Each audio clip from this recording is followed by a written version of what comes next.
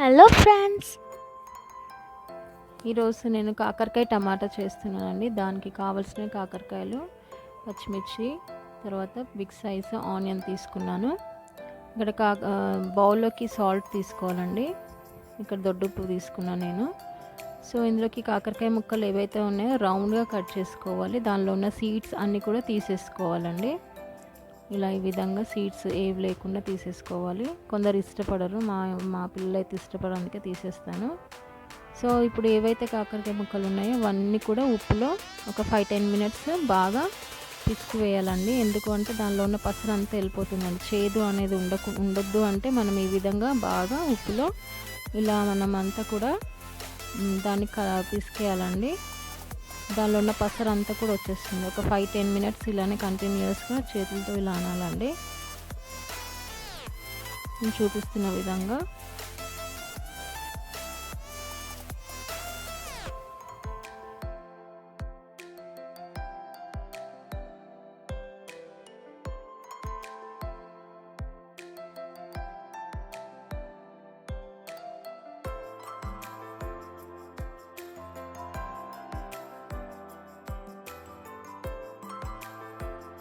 So ఇలా అన్న తర్వాత చూడండి, ఇలా అంటే ఎలా వచ్చేస్తుందో పసరు మొత్తం వచ్చేస్తుందండి, చూసారా?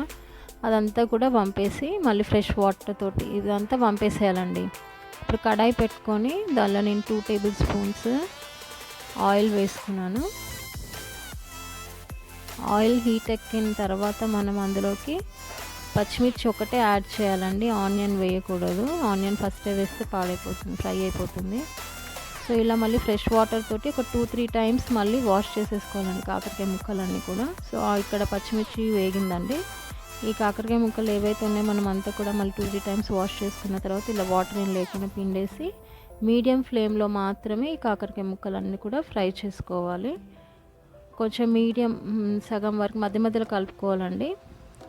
కొంచెం బ్రౌనిష్ కలర్ వచ్చిన తర్వాత మాత్రమే మనం ఆనియన్ యాడ్ చేసుకోవాలి. అప్పటి వరకు ఆనియన్ యాడ్ చేయకూడదు. సో ఇలా మధ్య మధ్యలో కలుపుకోవాలండి, లేదంటే మాడిపోద్ది. చూడండి, ఈ విధంగా అయింది కదండి.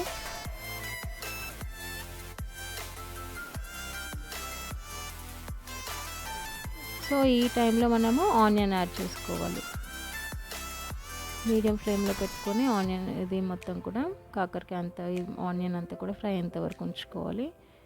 సో ఇప్పుడు ఫ్రై అయిపోయిందండి. ఇప్పుడు మనం ఈ టైంలో సిమ్ చేసేసుకోవాలి, మంటను సిమ్లో పెట్టుకొని. ఇప్పుడు పసుపు, ఉప్పు యాడ్ చేసుకోవాలి. 1 టేబుల్ స్పూన్ పసుపు, తర్వాత ఇలా ఫ్రై అయిన ముక్కలలో మనము పసుపు తర్వాత ఉప్పు యాడ్ చేసుకోవాలి.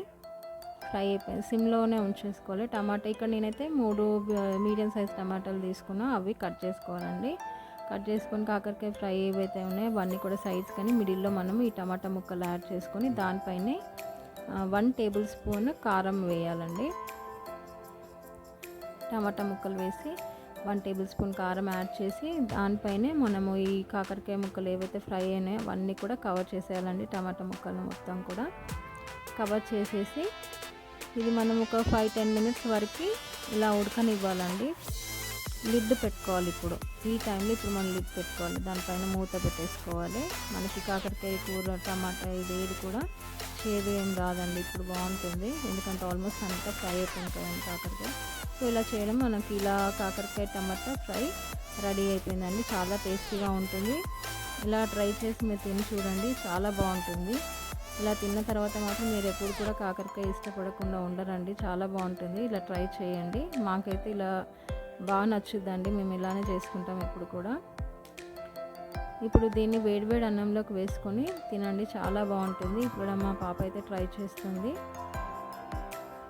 కాకరకాయ కర్రీ వేసుకొని. చాలా టేస్టీగా ఉంటుందండి.